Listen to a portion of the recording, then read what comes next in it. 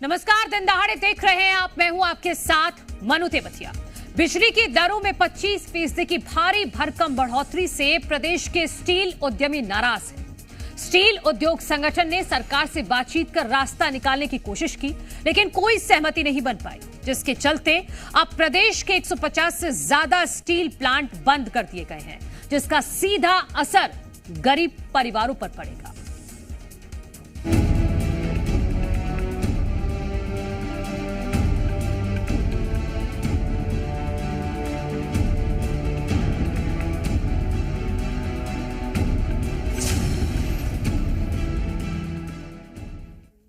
दरअसल छत्तीसगढ़ में सरकार ने बिजली के टैरिफ में 25% की बढ़ोतरी की है, जिसके बाद स्टील उद्योगों को मिलने वाली बिजली की दर 6 रुपए 10 पैसे से बढ़कर 7 रुपए 62 पैसे हो गई है। इस बढ़ोतरी से स्टील उद्योग संगठन नाराज है। स्टील उद्यमियों का कहना यह है कि बिजली महंगी होने से प्रोडक्शन कॉस्ट बढ़ गई है, ऐसे में प्लांट चलाना मुश्किल है। उद्यमियों की दलील यह है कि छत्तीसगढ़ बिजली उत्पादक राज्य है, फिर भी यहां पर सबसे महंगी बिजली मिल रही है, जबकि जिन राज्यों में बिजली उत्पादन नहीं है वहां बिजली सस्ती है। स्टील उद्योग संगठन का कहना यह है कि बिजली की दर घटाने को लेकर कई बार विभाग और सरकार से अपील की गई, लेकिन कोई ठोस आश्वासन नहीं मिला। ऐसे में प्रदेश के 150 स्टील उद्योग बंद करने पड़ रहे हैं। स्टील प्लांट बंद होने से अब 5 लाख परिवारों पर रोजगार का संकट गहरा गया है। साथ ही राज्य में स्टील उत्पादन प्रभावित होने से लोहे के दाम में भी आने वाले दिनों में बढ़ोतरी हो सकती है।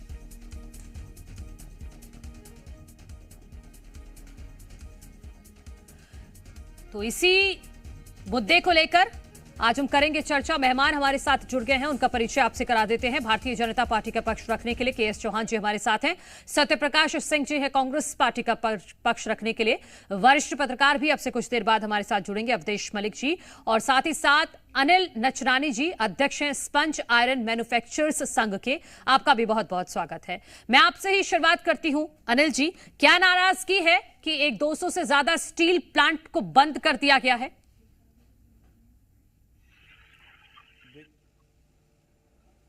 अनिल जी,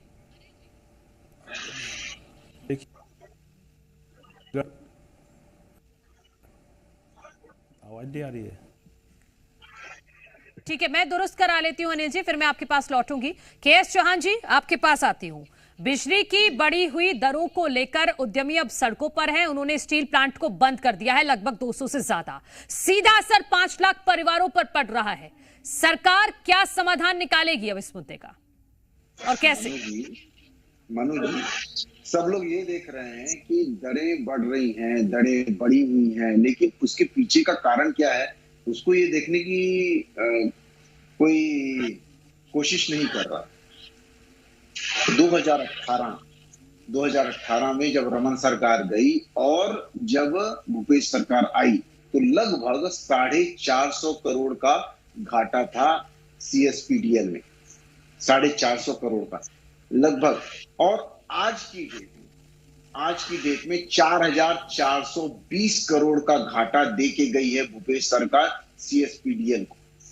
अब CSPDL नियामक आयोग ने जो आंकड़ा दिया, जो प्रस्ताव दिया कि 20.25% बिजली बढ़ाई जानी चाहिए, लेकिन भारतीय जनता पार्टी की विष्णुदेव सरकार बहुत ही संवेदनशीलता से, बहुत ही जिम्मेदारी से इन सभी चीजों का बीच का रास्ता निकालते हुए 1000 करोड़ रुपए, ये कोई नहीं बताएगा, ना साथी प्रवक्ता बताएंगे, ना ही कांग्रेसी नेता बताएंगे, क्योंकि उनको तो सिर्फ हल्ला करना है, कोई सॉल्यूशन नहीं ढूंढना है। के एस चौहान जी, ये तो उस बात का जवाब हुआ कि ये बिजली की दरें आपने क्यों बढ़ाई, क्या वजह रही। अब इस बात का जवाब दीजिए कि अब जब 200 से ज्यादा स्टील प्लांट बंद हैं, जब उद्यमी इसका विरोध कर रहे हैं, तो अब इसका क्या सॉल्यूशन है? जो 5 लाख परिवारों के सामने रोजगार का संकट खड़ा हो गया है, क्योंकि उनका साफ कहना है कि जब तक बिजली की दरें नहीं घटाई जाएंगी हम स्टील प्लांट चालू नहीं करेंगे। देखिए एक बात बताइए, सबसे पहली बात यह है कि छत्तीसगढ़ में सिर्फ बिजली का दरें जो है वो बढ़ी नहीं है, पिछले 6 महीने में आप देख लीजिए तो हमारे पूरे देश में 23 राज्यों में, लगभग 23 राज्यों में बिजली की दरें बढ़ाई गई हैं और बिजली की दरें जो हैं वो यहां से ज्यादा बढ़ाई गई हैं। कहां पर बढ़ाई गई हैं? 23 राज्यों में, महाराष्ट्र, गुजरात और हिमाचल। महाराष्ट्र में तो नहीं बढ़ी है सर।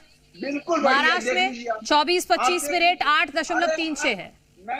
मैं डिबेट में बैठना बंद कर दूंगा मनु जी, अगर पिछले 6 महीने में महाराष्ट्र में अगर नहीं बढ़ी हो तो मैं आज के बाद डिबेट में बैठना बंद कर दूंगा। चैलेंज है मेरा।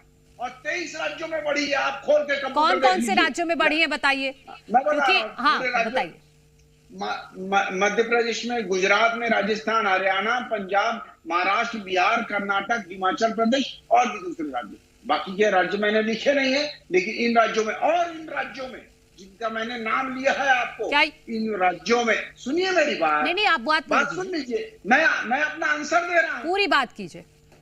हाँ, मैं अपना आंसर दे रहा हूँ। आपने पहले भी मेरे को टोक दिया जब मैंने बोल रहा था कि 1000 करोड़ रुपए विष्णुदेव सरकार ने दिया है और उसको फिर 20.25% को घटा के 8.35% लाया। ये कोई नहीं बताएगा। सिर्फ बिजली दर बढ़ी हुई है और उसके बाद ये जो हम उस चीज से बचाना चाहते हैं कि उद्योग बंद ना हो जाए। आज अधोसंरचना में जो काम करना चाहिए था भूपेश सरकार ने नहीं किया।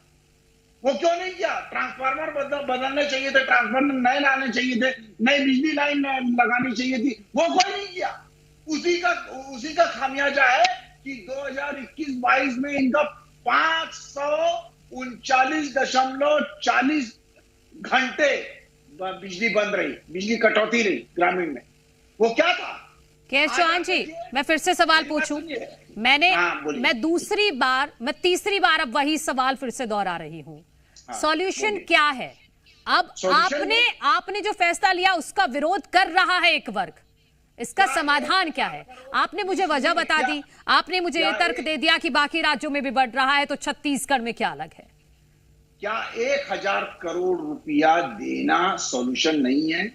20.25 मैं भी तीसरी बार आपको बता रहा हूं कि 20.25 नियामक आयोग ने दिया था प्रस्ताव 4420 करोड़ घाटे का।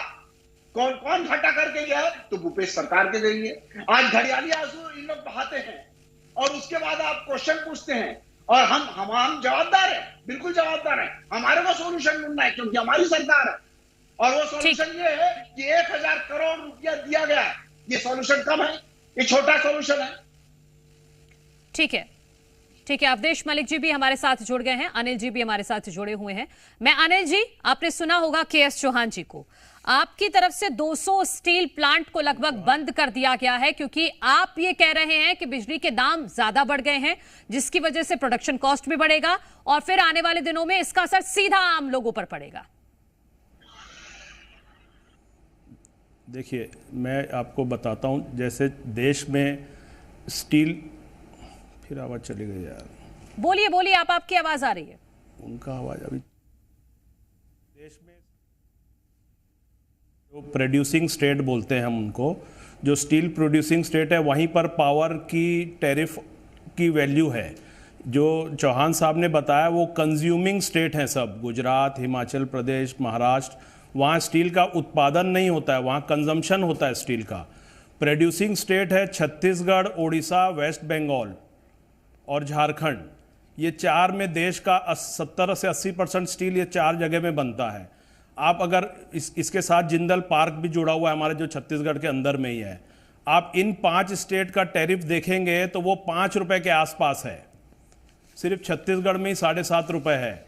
तो हम कंपटीशन करते हैं। हमारा स्टील जो प्रोडक्शन, देश में सेकंड लार्जेस्ट स्टील प्रोड्यूसर है छत्तीसगढ़, और उसका स्टील कंजम्पशन हमारे प्रदेश का सिर्फ 15% है। 85% हमारा स्टील जो है आउट ऑफ स्टेट बिकता, आउट ऑफ स्टेट सेल होता है, जिसमें हमको कंपटीशन करना पड़ता है ओडिशा और वेस्ट बंगाल के साथ। अगर हमारा बिजली कॉस्ट इतनी बढ़ जाएगी 25%, तो और पहले से भी 6-10 भी पहले से ही ज़्यादा था वो कॉस्ट, अब और बढ़ के 25% बढ़ गई है, तो उनके प्रोडक्ट और हमारे प्रोडक्ट में 4000 रुपये टन का फर्क आ गया है। तो जो देश के जैसे महाराष्ट्र में हमारे को बॉम्बे में कंपटीशन करना पड़ेगा, हमारा माल बिकेगा ही नहीं, इसीलिए फैक्ट्रियों में सब जगह थप्पियां लग रही है स्टॉक की। तो हमको तो कंपटीशन में बने रहना पड़ेगा ना जी। हमको हमारा टैरिफ का हमारे को कंपैरिजन करना चाहिए जो दूसरे प्रोड्यूसिंग स्टेट हैं हमारे साथ, उनके साथ।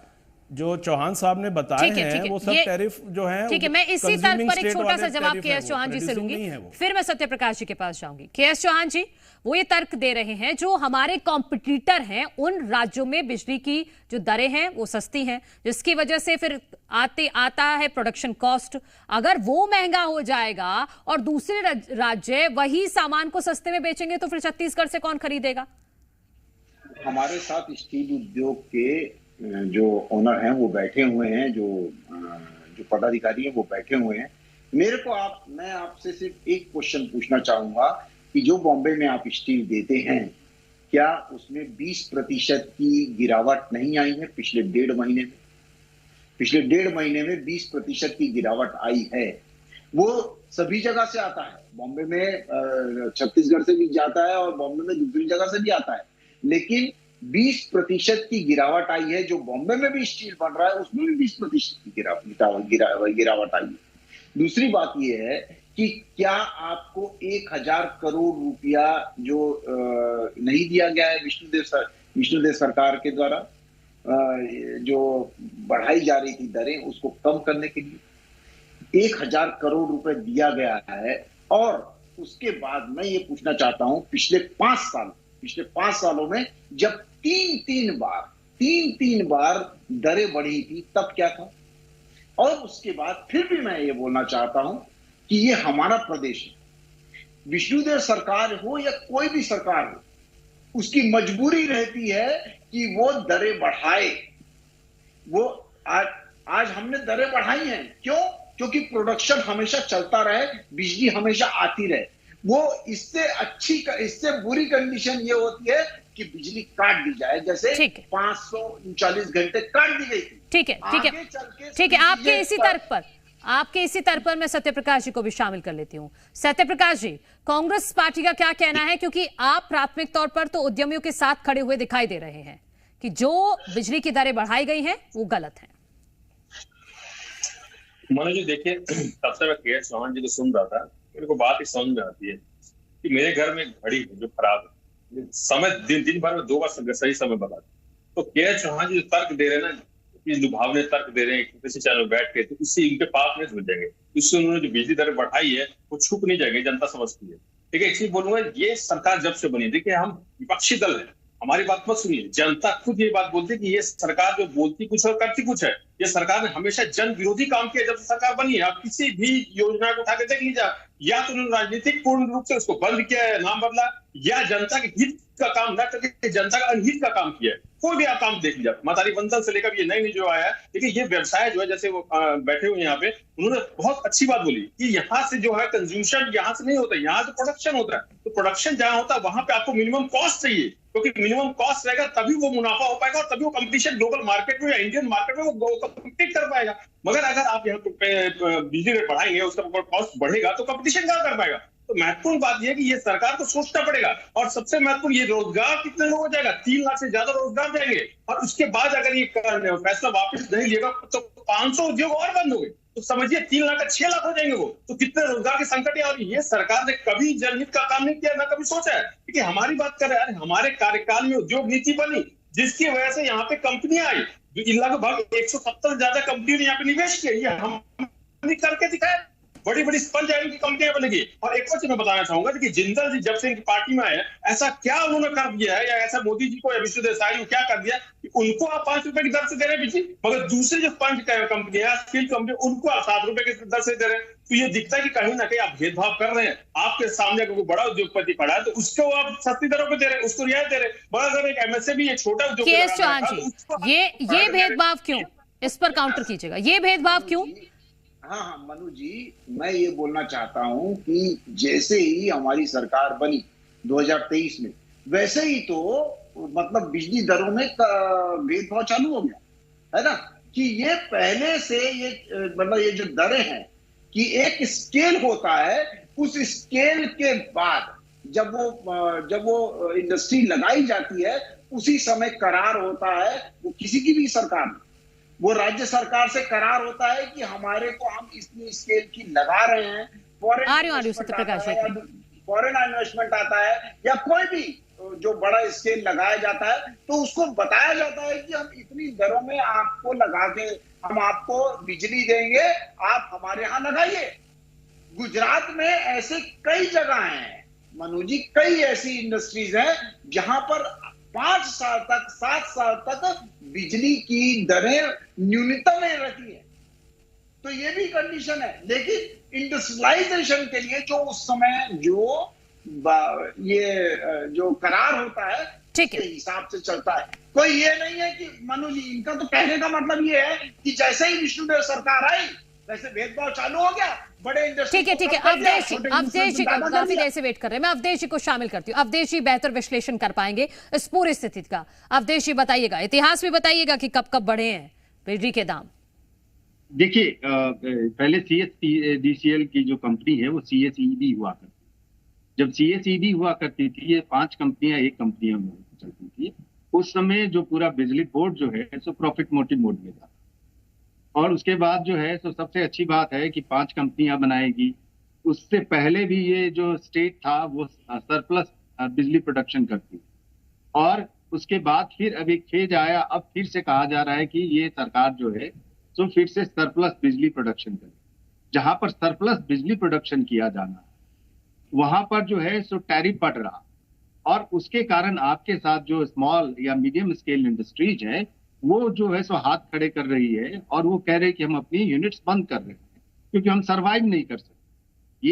एक जगह जहां पर सबसे बड़ी कोयला की खदानें हैं, वहां पर MDO के तहत जो है सो कोयला प्रोड्यूस किया जाता है, वहां पर जो है सो पावर प्रोड्यूसिंग है, कैप्टिव पावर प्लांट्स हैं, और वहां पर ये स्थिति देखने को मिल रही है। तो जिन स्टेट्स में बिजली प्रोडक्शन ही नहीं होता उस हिसाब से उनकी स्थिति क्या होगी। लेकिन अगर आप कंपैरेटिव अगर देखें तो ये लग रहा है, अभी के दृष्टिकोण में ये लग रहा है कि छत्तीसगढ़ में जो मैनेजमेंट चल रहा है बिजली को लेकर वो सही तरीके से नहीं रहा। तो मैं बता रहा हूं आपको, 2010 के करीब जो है सो एक बहुत बड़ा घोटाला सामने आया था, जिस पर विपक्ष में कांग्रेस थी, उसने खूब हो हल्ला मचाया था। वो था पावर लॉस को लेकर। जो बिजली में जो नेशनल ग्रिड पे है उसमें जो है सो पावर जो दिया जाता है उसमें लाइन लॉस को लेकर एक बहुत बड़ा सवाल किया गया था। जो कंपनीज हैं उनकी जो मैनेजमेंट है या उनकी इफिशिएंसी है उसको लेके सवाल किए गए थे। जो मॉडर्नाइजेशन है उसमें जबरदस्त तरीके से घपला हुआ था, उसको लेके सवाल किए गए थे। उस समय भी सत्ता में बीजेपी थी, अभी भी सत्ता में बीजेपी है। एक बड़ा सा समय जो है सो बीजेपी के पास था। तो ऐसा क्या हुआ कि बजाबते अब चीजों को रिमॉडल करने की जगह पर, उसको एफिशिएंसी वाले पोजीशन में लाने की जगह पर, जबकि आपके पास सारा कुछ है, कोयला है, आपके पास पावर प्रोड्यूसिंग कंपनीज हैं, और फिर आप जो ये कह रहे हैं कि, और दूसरी सबसे बड़ी चीज है कि यहाँ पर जो है सो कंपनीज में अब देखिएगा कि एनवायरमेंटल जो सेफ गार्ड्स और इन सबको उसके आधार पर भी उस हिसाब से जो यहाँ पर दबाव नहीं बनाया जाता है। तो वो भी कहीं ना कहीं वो पैसा जो दूसरे तरीके से जो है सो जो पार्टी सत्ता में रहती है उसके पास आता है। तो फिर भी ऐसी क्या परिस्थिति आ गई कि ये ठीक है अवधेश, आपके तर्क पर मैं KS चौहान जी से लूंगी मैं जवाब, लेकिन अनिल जी उससे पहले आपके पास आते हुए आपकी क्या मांगे हैं? क्योंकि इस तरह से अगर स्टील प्लांट बंद रहेंगे तो लगभग 5 लाख परिवारों पर असर पड़ेगा सीधा रोजगार का। देखिए, हम इंडस्ट्रियलिस्ट हैं। बोलिए। हम इंडस्ट्रियलिस्ट हैं और हम कंपटीशन में हमेशा अपने आप को जिंदा रखने का कोशिश करते हैं। हम कभी भी हार नहीं मानते हैं सिचुएशन से, परेशानियों से, और आज भी हम उससे जूझ रहे हैं और हम इसमें स्ट्रगल करके हम इससे बाहर निकलेंगे। देखिए, बात यह है कि अब जब दूसरे स्टेट जिनसे हमारे को कॉम्पिटिट करना पड़ रहा है, अगर वो 5 रुपये में बिजली ले रहे हैं, वो 5 रुपये में बिजली उनको मिल रही है और वो प्रोड्यूस कर रहे हैं स्टील, और हमारे को 7.5 मिलेगा। अब मैं बात करता हूँ आपसे CSPDCL पिछले 5 सालों का, अगर आप उनका आंकलन देखेंगे 5 सालों, चाहे उन्होंने कोई पावर का अपना प्रोडक्शन बढ़ाया नहीं है, तो लागत तो उनकी बढ़ती जा रही है। तो सही बात है, अब कॉम्पिटिटिव उनको भी रहना पड़ेगा। हमारा CSPDCL क्यों नहीं कॉम्पिटिटिव रह सकता जब प्राइवेट छोटे प्लेयर रह सकते हैं? आज प्राइवेट प्लांट जो बिजली बनाते हैं उनकी कॉस्ट 4 रुपए की आती है बिजली बना के, तो हमारे CSPDCL की कॉस्ट क्यों महंगी है? इस पे विचार विमर्श करना चाहिए। हमारे को CSPDCL में क्या खर्चे उनके ज्यादा हैं, लाइन लॉस क्यों ज्यादा हैं, उस सबको कंट्रोल करना चाहिए। ठीक है, ठीक है। मिसमैनेजमेंट, वही बात निकल कर सामने आ रही है। सत्यप्रकाश जी, आप कुछ कहना चाह रहे थे, 30 सेकंड में अपनी बात पूरी कीजिएगा, फिर KS चौहान जी से मैं लास्ट जवाब। देखिए मनोज, देखिए KS चौहान जी ने बोला कि जब कंपनी आती है उनके साथ MOU होता है तो उसमें करार होता है। तो मैं एक चीज बोलना चाहूंगा, जितनी 200 कंपनी उसमें तो बहुत सारी कंपनी वही है, स्टार्टअप वाली भी उसमें बहुत सारी है, उनके साथ MOU अलग था क्या, जिंदल के साथ MOU अलग था क्या? इसलिए बोल रहा हूँ जिंदल को ये क्यों फेवर मिल रहा है, जिंदल के साथ ऐसा क्यों? देखिए हमारे कार्यक्रम में बात कर रहे हैं। ठीक है, ठीक है। KS चौहान जी, भेदभाव और मिसमैनेजमेंट, अब ऐसा क्यों हो रहा है कि हाँ बिजली बिल भी बंद करके? ठीक है सत्यप्रकाश जी। KS चौहान जी लास्ट मनोज जी, सबसे पहली बात यह है कि जिंदल के इंडस्ट्री हो या कोई दूसरी इंडस्ट्री हो इस टाइप की बड़ी, क्या ये विष्णुदेव सरकार आने के बाद तुरंत भेदभाव चालू हो गया? उनकी दरें कम कर दी गई, दूसरे की दरें बढ़ा दी गई। ये तो बचकानी बातें हैं, सिर्फ विरोध करना है। और दूसरी बात, मैनेजमेंट की जो बात हो रही थी, जैसे हमारे पिछले प्रवक्ता और एक्सपर्ट जो है, इनको चुप कराइए। सत्यप्रकाश जी, एक मिनट चुप कराइए। मैं ये बोलना चाहता हूं, पिछले अभी एक्सपर्ट ने बोला कि प्रोडक्शन बढ़ाना चाहिए था। बिल्कुल, CSPDL को प्रोडक्शन बढ़ाना चाहिए था, जो कि पिछले 5 सालों में प्रोडक्शन नहीं बढ़ा। उसका 2 सबसे बड़े कारण वो ये थे कि CSPDL जो इलेक्ट्रिक हमारी कंज्यूम हो रही थी वो दूसरे स्टेट को ज्यादा दी जा रही थी, इसी वजह से बिजली कटौती कम की गई, जिसकी वजह से। और दूसरी बात, उसके बाद आपने खुद ने मेंटेनेंस नहीं किया सभी चीजें। ठीक है KS चौहान जी, माफी के साथ आपको रोक रही हूं। मतलब आप इसका पूरा ठीकरा कांग्रेस पार्टी पर फोड़ रहे हैं। कांग्रेस के कार्यकाल पे जो गलतियां हुई उसका खामियाजा अब जनता को भुगतना पड़ रहा है। ये भारतीय जनता पार्टी की तरफ से पक्ष निकलकर सामने आ रहा है। आप सभी का बहुत बहुत शुक्रिया इस चर्चा में शामिल होने के लिए। तो फिलहाल तो 200 से ज्यादा स्टील प्लांट बंद है, 5 लाख लोगों के सामने रोजगार का संकट खड़ा हुआ है, लेकिन अब इस पर सरकार किस तरह से बीच का रास्ता निकालेगी, इस पर रहेगी हमारी नजर। आप देखते रहिए जी मध्य प्रदेश छत्तीसगढ़। आज के दिन दहाड़े में इतना ही, कल फिर होगी मुलाकात एक नए मुद्दे के साथ।